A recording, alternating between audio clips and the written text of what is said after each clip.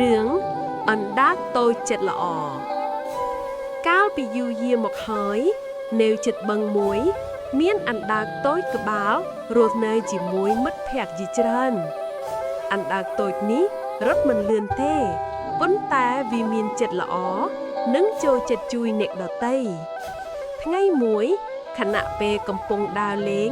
អណ្ដើកតូចឮសំឡេងសត្វកណ្ដុរយំវារត់ទៅមើល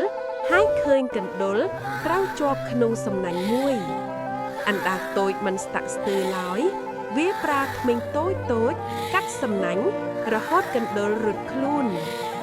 កណ្ដុរនិយាយដោយសប្បាយចិត្តអរគុណណាស់អណ្ដើកតូចថ្ងៃណាមួយខ្ញុំនឹងជួយអ្នកវិញ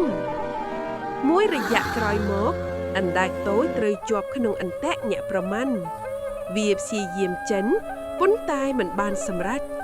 ភ្លាមនោះកណ្ដុរបានមកឃើញហើយចាំបានអំពីថាកណ្ដុរធ្លាប់ជួយវាកាលពីលើកមុនកណ្ដុរប្រាយធ្មេញខ្លួនកាត់ខ្សែអន្ទាក់រហូតអណ្ដើកតូចរួចផុតពីគ្រោះថ្នាក់អណ្ដើកតូចញញឹមហើយនិយាយ